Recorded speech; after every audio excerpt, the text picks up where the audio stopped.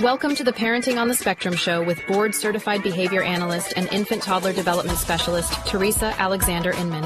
Parenting on the Spectrum dives into real stories, challenges, and triumphs, offering invaluable insights and support for families on your unique journey.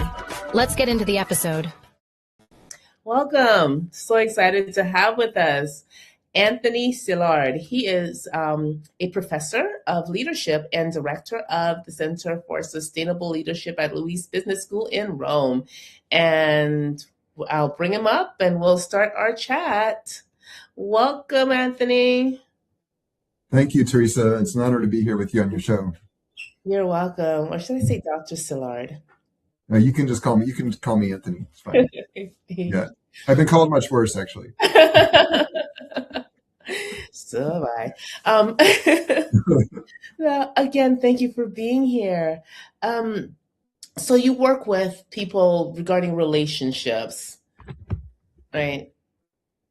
Yes. Yeah. I work with, so I work with a lot of corporate clients, like I work with senior leaders from like Google, Apple, Toyota, Save the Children, Care, and then I also do executive and life coaching. So I have a lot of individual clients, couples also working on relationships. Also, I do a lot of workshops with parents especially around how to manage their children's screens. That's an area I've done a lot of research on too. So a lot of workshops in schools for parents too.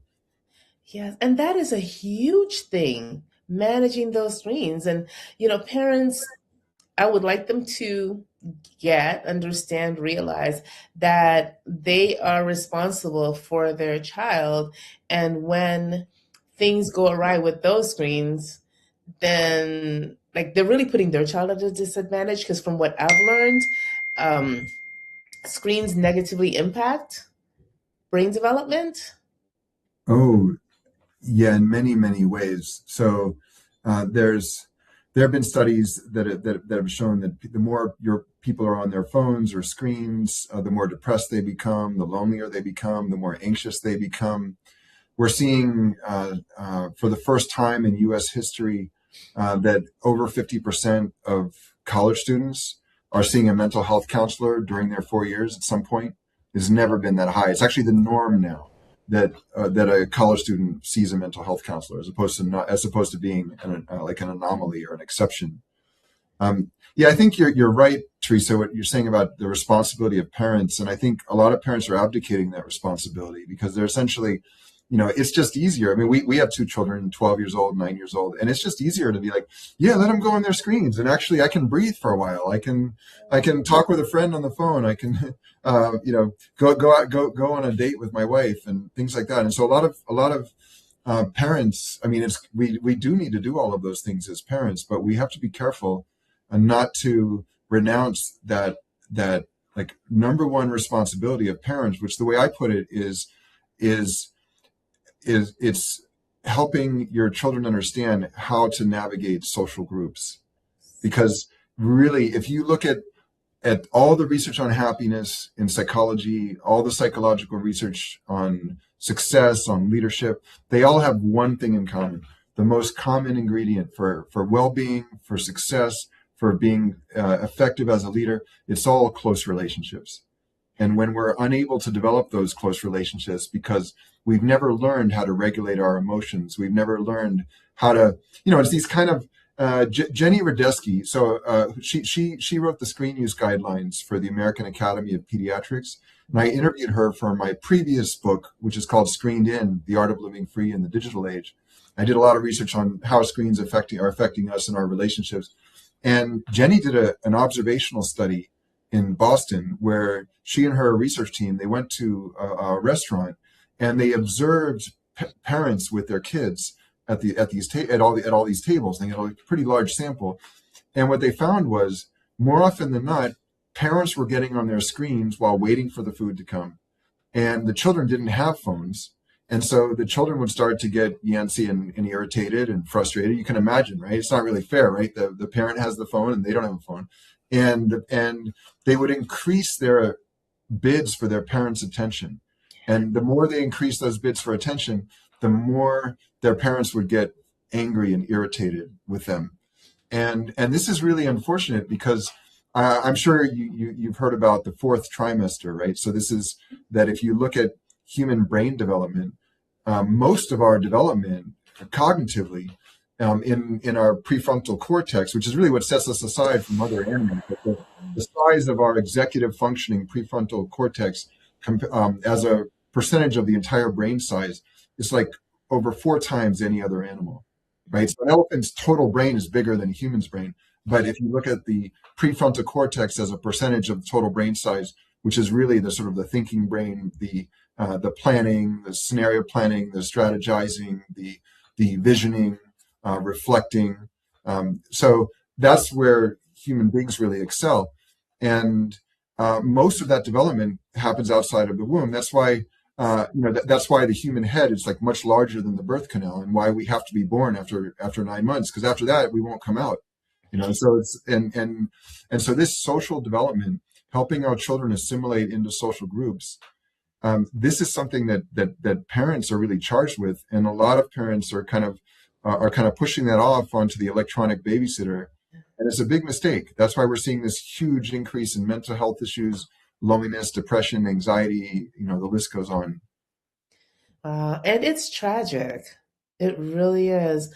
I've seen parents, and again, I get that you need those moments. Can we find something else to do instead of putting a child on a screen? Because think of the times when my children did not grow up with screens because they weren't around at that time. So I'm very thankful that I didn't have to fight with that. But we had a lot of fun together. We did things together. Sitting at a restaurant, we'd talk, we'd laugh, they'd color, and because every restaurant these days, well, I don't know if they still do that. I haven't been to. They still give coloring pages and crayons. Yeah, I can attest to that. Yes, they do. So and we're grateful for that. Exactly, and that's a moment you can use to connect with your child. Get a color and ask them, "Oh, can I color the air? We'll do this and we'll do that," or comment on what they're coloring instead of you being on a screen or putting them on a screen. Because what I see now, the shift is the children, everybody has a screen. So it's not that we're having dinner together. We're sitting at the same table, but essentially they're not together because everybody's doing their own thing, from toddler to, adult. Yeah, there's a common expression that we're alone together, but I would say, based on my research, that we're lonely together. I'll give you a situation, and this I observed this in a restaurant in California, where you have a mother and father there. You got 3 small children, and the youngest is a girl, and her 2 older brothers, and everyone is on their phone or their tablet, except for this little girl, right? And they're sitting next to us, so I'm observing this, and she wants to talk with others, and so she tries to, and people give her short answers and get back on their screens. And I saw the look on her face, this kind of deflated, like just this dejected sadness. And then finally she got on her screen and stayed on it. And I thought, I wanted to grab the father and like pull him up on the wall and be like, you are squandering your inheritance. Like you have this, you've been so fortunate to be blessed with these wonderful children, and you're ruining it. You're ruining your experience that you could have with them. And actually, if you look at, if we bring gender into it, it's men more than women who tend to be the ones who are just so, like, they're so on their screens that they're and just unavailable. Although for a lot it happens with a lot of women as well. And there's this interesting research on what's called social convoys. Social convoys are the closer, like a physical convoy of SUVs, right? You've seen them. It's like social convoys are the close relationships that travel with you through life. And what's interesting is that if we look at the social convoys of women, they are much more robust and meaningful than they are the social convoys of men. And so you especially find men, as they're getting into like middle age and later age, where they haven't invested in developing these social relationships. And then they're really suffering these deaths of despair, alcoholism, other kinds of dysfunctional behaviors, because they don't feel included in any group anymore. Especially once they're working less, and so forth. In fact, in the UK, the most common cause of death for men 45 and older is now suicide. And yeah, so there's this real, and the UK, like the United States, very isolated. A study came out in the UK that found that British children spend less time outside than prison inmates. And their levels of loneliness are very similar to the US. In fact, in the United States in 2008, January 2018, 43% of Americans were lonely based on the UCLA loneliness scale, the adult Americans.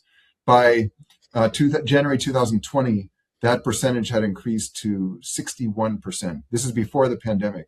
Over 3 in 5 adult Americans lonely. And what's really sad when we're thinking about parenting is that before, it was really the elderly who were the loneliest. That's what we've always known to be the case, right? So imagine, you're in your 70s or 80s, and you're not working anymore. Your close friends are dying, or they're ill. They're not going out as much, and it's harder to socialize. So you would think, and your kids are not visiting you as much as you'd like. We think that they would be the loneliest people, but this Cigna study found that actually the loneliest people today are the youngest. And that's the thing. And that's because they're this conversational duet, this call and response between caretaker and child that Jenny Radesky points to, like that's just not happening as much. And so I see parents as kind of like an emotion elevator. Like at the base level of the building, you have your basic emotions, right? So everyone's seen Inside Out, right? You got your joy and your fear and your anger and so on, and sadness. Well, higher up in the building is where we regulate those emotions.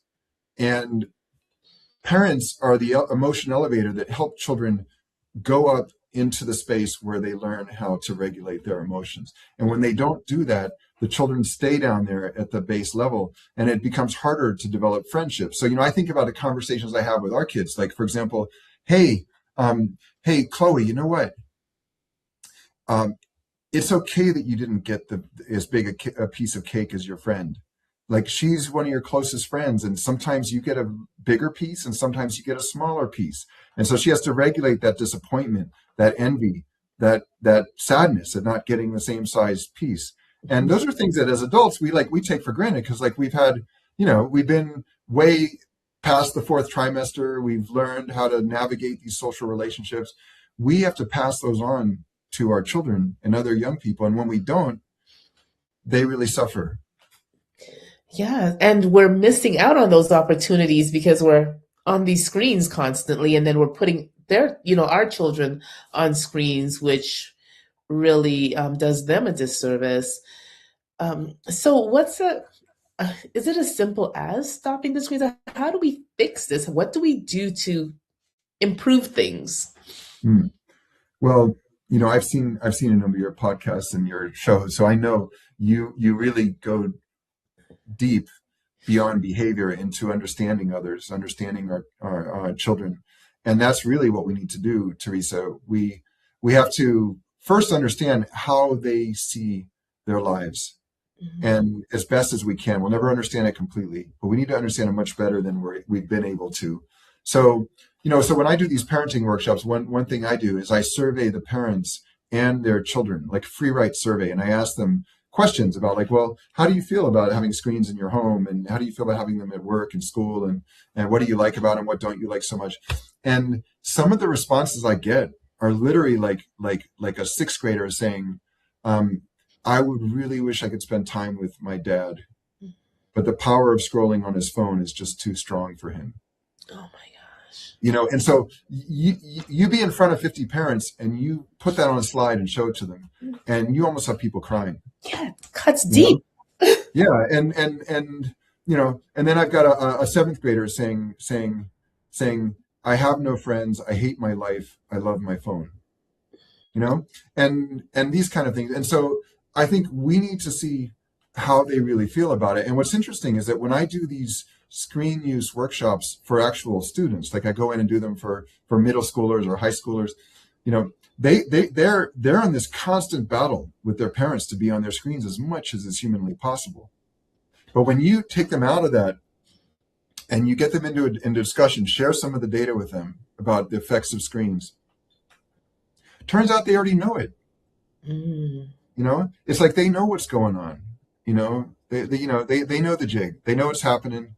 They know the game, and yet it's beyond. Again, most of their brain development happens way even into their 20s and 30s, and so they just don't have the cognitive wherewithal or capacity often to stop.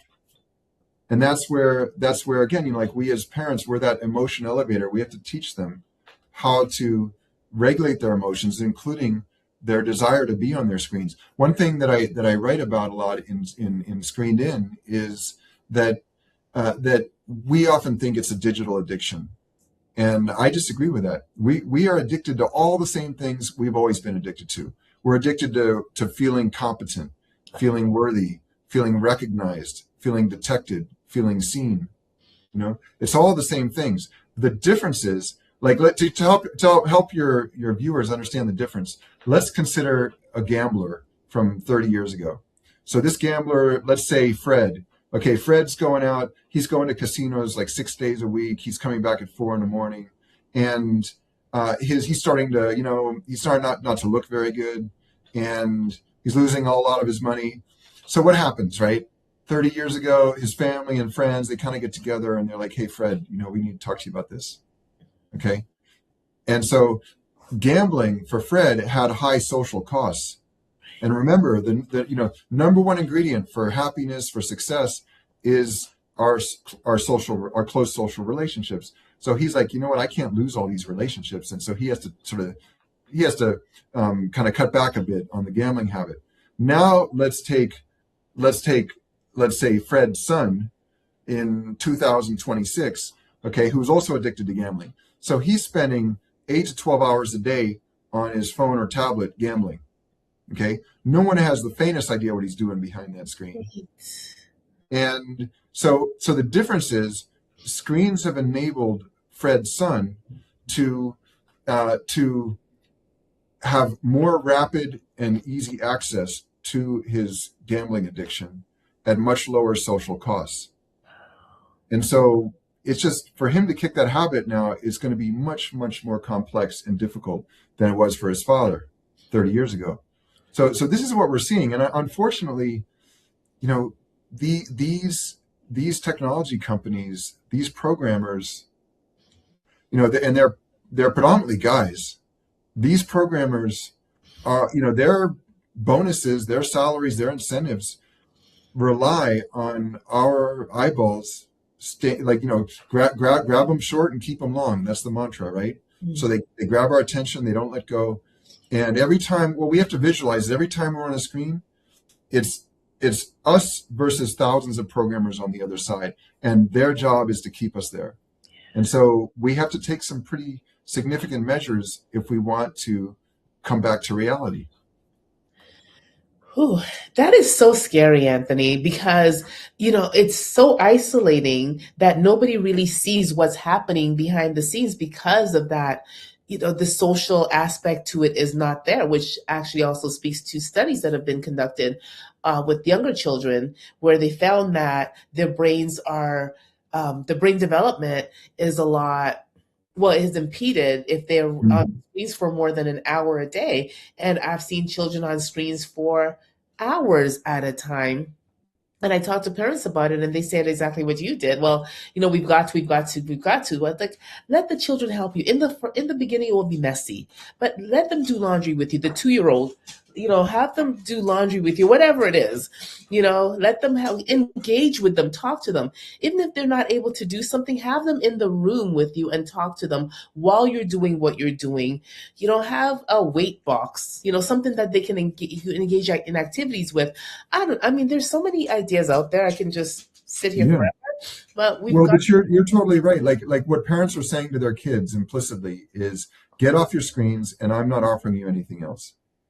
Right. And that doesn't work. So we do, what I'm writing about now is, like, if not technology, then what? Well, what is it? If you're going to be off our screen, what are you going to do? Right. Mm-hmm. And so, we have to really work with our kids to find other things. And the thing is, I don't know, I can tell you with our own children that for you to say, hey, do you want to go? Like, we got this African dance, for example. We got this Brazilian guy who's a dance instructor, and he's like literally a block from our house here, and at this center. And we go there and we try to convince our kids to come, or do we like to go to the park, and they can go roller skating, they can play basketball, and all of these things. The answer is always no. I want to stay home. And once we get them into that activity, then they're having fun. Yes. And then you can't pull them away. Absolutely. But that's the thing, is that they're, we say when we have our finger pointed at someone, we have three fingers pointed back at ourselves. And that's what we're doing today. Like, we're saying, like, hey, the COVID pandemic was tragic and was devastating for so many people. And unfortunately, a vestige of that pandemic has been people became more insular. They learned that, hey, I guess I can stay home all day, and I'm okay with that. And so we're kind of going against the grain and trying to work with our children, work with kids, and say, hey, you can still go out and do a lot of fun things. It's different now. I mean, I don't know about you, Theresa, but when I was a kid, we left the house at lunch, and it was like, be back by dinner. Yeah. And now it's like kids aren't doing that, and so parents don't want to be the first to have their kid alone out on the street. And so, we organize play dates, and again, everything is controlled. It's like this social control experiment, Yeah. And we need to find ways to layer in spontaneity and social connection, because, social connection is kind of like basketball or tennis. Like, you just can't learn it by studying it. You got to go out and do it. Exactly. Yes. Yeah. For me growing up, like I told you before we started recording, I grew up in Dominica, a little island in the Caribbean. We didn't have television. We didn't have any of those things. So we were out playing, and children were creating such awesome things, taking water bottles and making little cars out of them. Well, we didn't have water bottles then, but pop bottles, doing little things, and just so creative. You saw that. Now we don't see that because they're on a screen and they're not even tapping into their creativity and what really excites them, because I find the screen just dulls all of that. That's exactly right. And the unfortunate thing is that not only does it dull their senses, and they become more depressed and lonely and anxious, but also they enjoy in-person interaction less. Yeah. And that's what's really sad. Ryan Dwyer, University of British Columbia, ran this study, and he found the longer we're on our phones, the less we actually enjoy in-person interaction. And part of the reason for that is, think about it. So why do we like interacting with others, right? We like because they're being present, they're available. I once heard Thich Nhat Hanh, who was the founder of mindfulness, a Vietnamese Buddhist monk. I heard it in Washington, D.C. at the Warner Theater. I heard him with about 10,000 people, and he shared. He said, "What's the greatest gift you can give to the person you love?" And everyone went silent. He said, "To be fully present." Yes. And I think that's it. Is that being present. If other people are not being very present, if other people are not being empathetic, it's like, the invisible dialogue now is like, why should I listen to you for 10 minutes when I've got 30 people waiting for me here on WhatsApp and Facebook and Instagram and email and text? And so we have to change our attitudes around that. We have to, again, it's like, we can't expect our children to be what we're unwilling to be, right? It has to start with ourselves. Yeah. And it's just really tragic. It's so sad. I know I've said that so many times already. However, I just think of the children who, they're on these screens, don't know how to introduce themselves, meet a friend, or spell. Like the other day, an adult sent me a text message, and I was just, because I spell out everything. I don't do text language because I just think it's ridiculous. Mm-hmm. So, when I have adult friends, contact me saying GM, I was like, oh my gosh, just say good morning, or, this one of my son's friends, checking in on me. He's like, how I said, how are you doing? Blah, blah, blah. And I said, I'm great. And he said, HBU.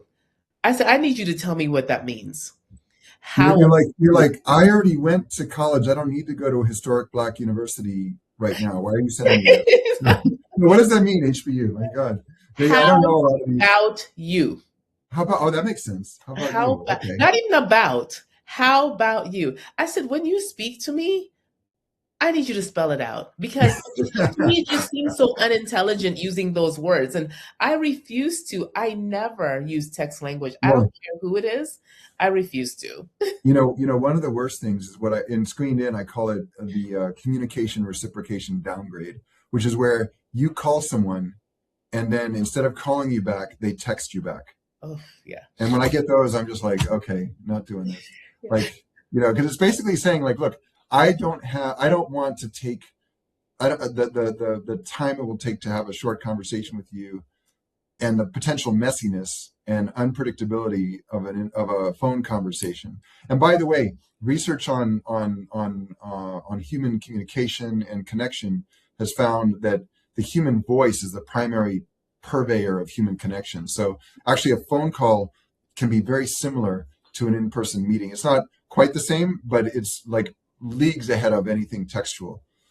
So yeah, but this is the thing is that even I'm still old school. Like I have a friend of mine from Colombia. He lives in Washington D.C.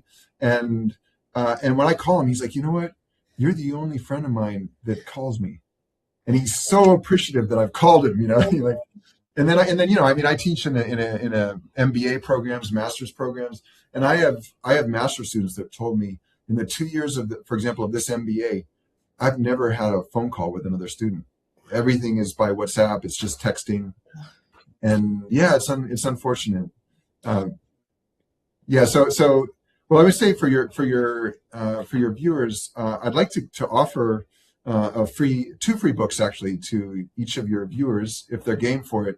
One is called The Myth of Happiness: How Your Definition of Happiness Creates Your Unhappiness. And the second is The Myth of Friendship, which ties in a lot to what we've been talking about. The Myth of Friendship: How your misunderstandings about friendship keep you lonely. And it's very simple. I'm going to give you a URL. You just go, you put in your email, you get a confirmation email, you check yes, confirm, and then you get the download links. And you can either watch them on read them on any e-reader like Kindle or whatever, or you can print them out. But the website is theartoflivingfree.org/free happiness and friendship books. Again, it's theartoflivingfree.org/free happiness and friendship books. So maybe that for your viewers give you a chance to kind of go deeper into some of these topics we've talked about with some good psychological research in there to back it up. Awesome. And we'll put the links in the show notes so they will have it. Anthony, our time has just flown by. Oh my God. I was ready to just go into a whole other something. And then I looked at the time. Yeah, it just went really, really quickly. Well, yeah. Well, I really enjoyed being on your show. And let's just say if you invite me back, I won't hesitate. And I'll definitely want to do it because I really enjoy talking with you, and I love what you're doing. You're really helping people. Thank you. Yeah, and there's so much we can talk about. I wasn't even sure which direction. Like I told you, I have no idea which direction this conversation is going in. I really enjoyed it, and I know there's so much we can talk about. Emotional intelligence, just so much. So much. It'd be awesome if you came back. I'd love to. So thanks for having me on your show, and I really appreciate you. My absolute pleasure, sir. Thank you. And to our audience, thank you so much for watching. We'll see you same place next time. Same place, same time next week. And click that link. Get the books, please. They will help enrich your lives. And in this day and age, technology, we need as much connection as possible because now, nobody knows who anybody is anymore. So get to it. Thank you for watching. Take care.